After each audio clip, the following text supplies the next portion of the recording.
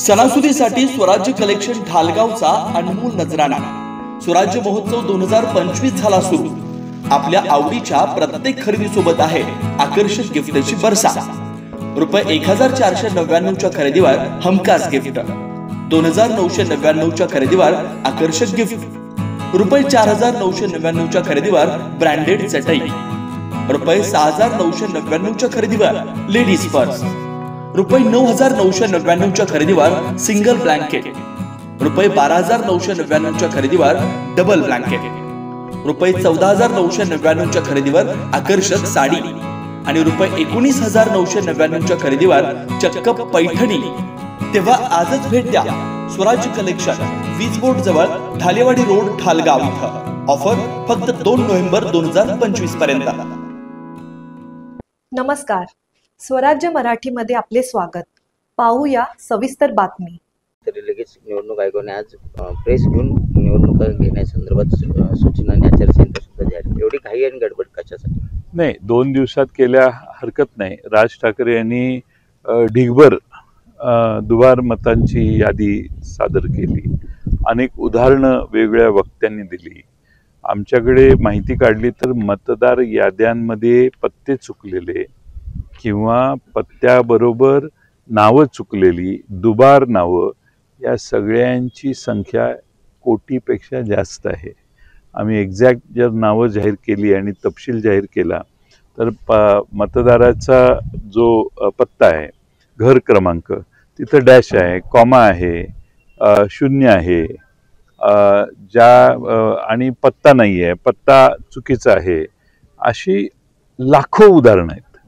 त्यामुळे मतदार यादी म्हणजे त्याचं नाव एवढीच मर्यादा नाही, त्याचा पत्ता पण, कारण त्याचं लोकेशन देखील फिक्स असलं पाहिजे, त्याची अकाउंटेबिलिटी असली पाहिजे। पण एकाच मतदाराचे 5 फोटो आणि 5 वेळा त्याची नावं येत आहेत, एकाच मतदाराची दुबार तिबार नावं येत आहेत। ही पद्धत राज्य निवडणूक आयोगाने देखील याच्यात जबाबदारीनं काम केलं पाहिजे। ॲडमंटली आम्ही झालंय, आता आमचं केलंय असं केल्यानंतर लोकांना शंका येते की हे राज्य सरकारच्या अखत्यारीतलं एक भावलं झालंय का काय, असा, किंवा सत्तारूढ पक्षाच्या अखत्यारीतलं एखादं भावलं झालंय का काय।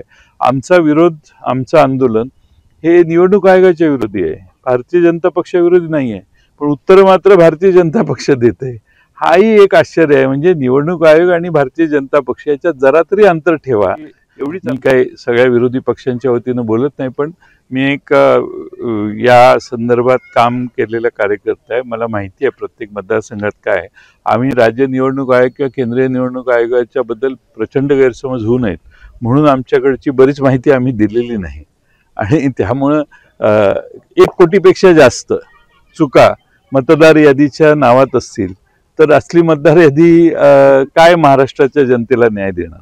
या निवडणुकीत दुबार मतदान हे मतदान करणारच, दुबार मतदार करणार नाहीत म्हणून त्यांनी जे शिक्के मारलेले आहेत त्याच्यात 3 ठिकाणी मतदान असेल तर 2 ठिकाणी डिलीट म्हणून किंवा मतदान करण्यास मज्जा म्हणून काहीतरी त्यांनी केलं पाहिजे।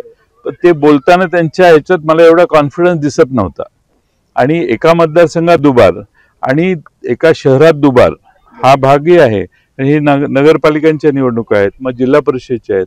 जिल्हा परिषदेमध्ये वेगवेगळ्या मतदारसंघातले दुबार मतदान आहेत। इथं नगरपालिकेमध्ये नगरपालिकेत जे मतदान करतात तेच ग्रामीण भागात करतात, त्याची दुबारपणाचं व्हेरिफिकेशन कधी करणार?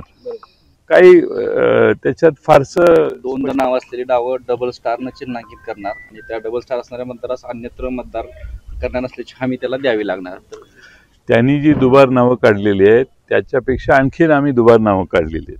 आम्ही दिलेली नावं, त्यांचं मी हे ऐकलं, त्यांचं बाईट, ते काय म्हटले ते ऐकलं मुलाखतीत त्यांच्या, की त्यांच्या यंत्रणेने काढलेली आहेत। आम्ही दुबार नावं सबमिट केलेली आहेत। केंद्रीय निवडणूक आयोगावर आमच्याकडे ज्या त्रुटी आल्या त्या सगळ्यांचे ऑब्जेक्शन्स आम्ही तिथं सबमिट केलेत, आणि ते जर दुरुस्त्या केल्या केंद्रीय निवडणूक आयोगाने तर त्या दुरुस्त झालेल्या याद्या 10 नोव्हेंबरला किंवा 1 नोव्हेंबर, आज 4 तारीख आहे तर 4 नोव्हेंबरच्या याद्या स्वीकारा। पण 1 जुलैच्या याद्या स्वीकारणारा हा हट्ट निवडणूक आयोग कशासाठी करतोय? राज्य निवडणूक आयोगाने ते म्हणतात की आम्ही ॲडॉप्ट करतो यादी. मग ही 4 तारखेची किंवा 10 नोव्हेंबरची यादी ॲडॉप्ट करायला तुम्हाला कोण बंदी करते? का तुम्हाला कोणी सांगितलंय की नाही आता विधानसभेच्या सारखाच आपल्याला रिझल्ट आणायच्यासाठी ह्याच याद्या केल्या पाहिजेत? काय उद्देश काय आहे? काही एक्सप्लेनेशन देत नाहीत. मोघम बोलणं चाललंय. मी त्यांची पत्रकार परिषद बघितली. महाराष्ट्रातल्या सगळ्या चॅनेलचे जे प्रतिनिधी आहेत आणि पत्रकार तिथं बसलेले त्यांचं मी अभिनंदन करेन की फार चांगले प्रश्न त्यांनी विचारले, पण त्या सर्व प्रश्नांचं उत्तर मात्र फारसं काही कुठं आलेलं नाही.